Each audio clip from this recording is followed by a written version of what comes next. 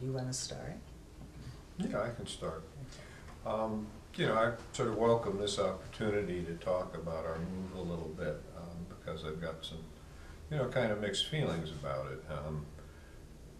You know, when we moved where we are now, which is a lovely place right on the water, and we've been there 10 years and have really settled in, our plan then was to stay there until we either went to the nursing home or the cemetery, and and then things changed when we had grandchildren, and you wanted to move closer to them. And at first that caught me off guard, and I wasn't prepared for it. And then I've gotten used to it, and I think it's okay. I'd like to be closer to them and do things with them and be part of their lives. And so we're sort of slowly working in that direction. But sometimes I feel, like I'm getting a little pressured, to move in a direction that I'm not fully ready to. In other words, we don't know they're going to stay there. We think they're going to stay there, but they might not, and we might be living there, and they might be somewhere else. And so I don't want to move from just an absolutely ideal place, from my point of view, for us to live, except for being near the children and grandchildren, to some place that really isn't as suitable to me. And we're on the water, we love the wildlife, we don't do much boating. I mean, we've done lots of water sports over the years, but we aren't doing much boating off our dock. That's not the issue, it's just the water and the wildlife and the peace and quiet that's there. And so when I hear you sometimes say to somebody, in answer, where are you moving? Oh, well, we're going to move into the city of Danville, and etc. That sort of makes me think that my desires and wants are being discounted a little bit, and you've kind of already decided that's what we're going to do.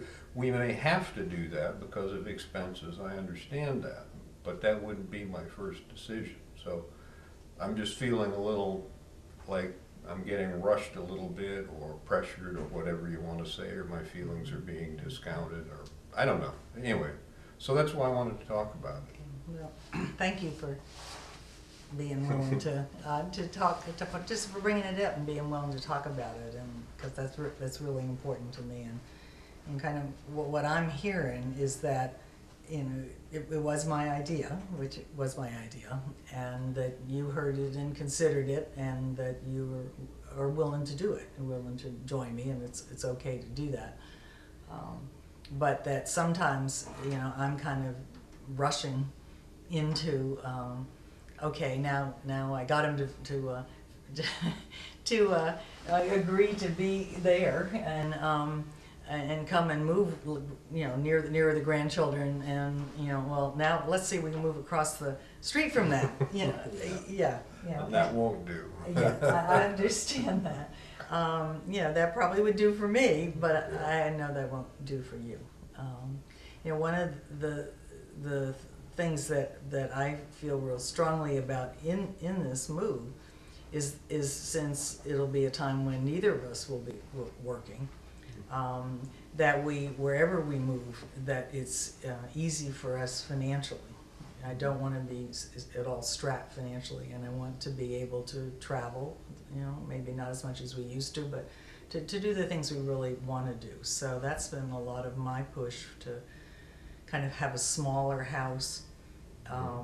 I feel like where we live now, we've lived on two of the 3 floors, and yet we have to maintain all of those things. And so I really would like something, smaller. I don't want to go in an apartment. I don't want to be somewhere where I can't go outside and enjoy the birds and nature and everything that we love. I want to take our big clunky dogs with us, as long as they're alive.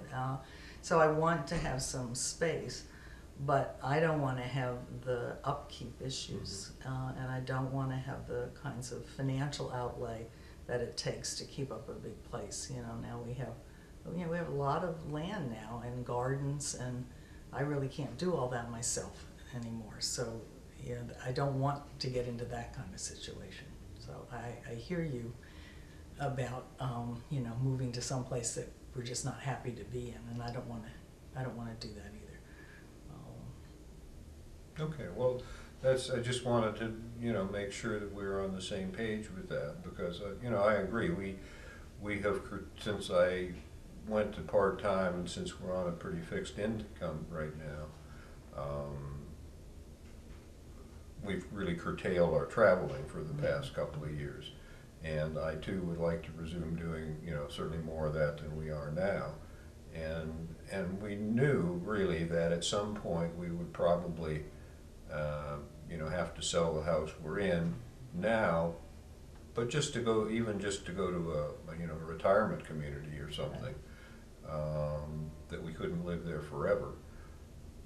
So, you know, I'm comfortable with that and downsizing and that sort of thing. I just don't want to rush into it. And of course, it may take us a long time to sell our house, and I don't want to just, I don't want to just sacrifice it just to sell it and not get anything out of it. So I think we should be able to take some money from that and buy a place where we don't have a big mortgage. We might still have a mortgage. We recently refinanced, so our payments are, you know, are less as of now, you know, already. So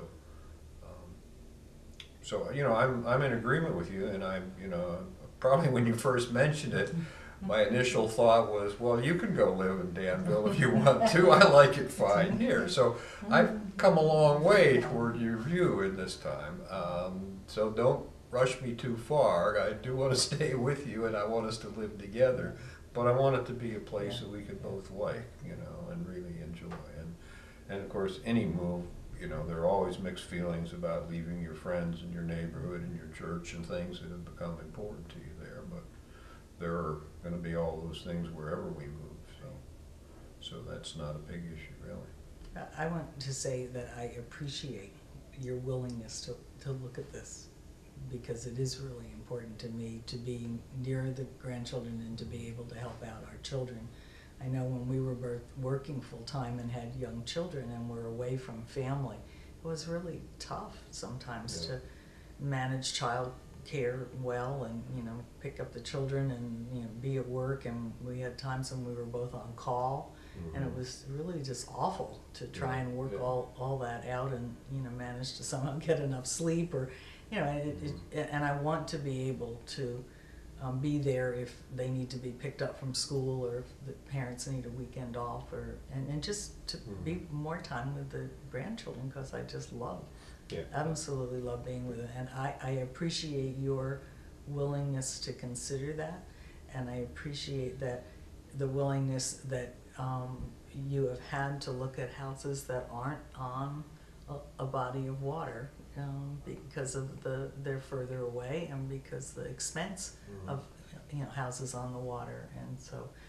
I feel like that's been a big concession on your part, and I want you to know how much I appreciate your willingness to look at these things. And I will try to, on my part, I will try to go slower and and not get, you know, all excited, and I won't just talk about going to Danville. Okay, I will, you know, try and be a little more inclusive, that we were going to be near our grandchildren, but I won't specify it as to, you know. Well, that will be helpful to me. And if our financial advisor says, you know, look, if you buy this house on the lake here, you aren't going to have enough money to do the other things that you want to do, then that's, you know, then that makes a decision for me, and that's fine. But I just don't want to feel pressured that way. No, and I know it was tough for you with not being near either of our parents when the kids were growing up, and in those days I wasn't doing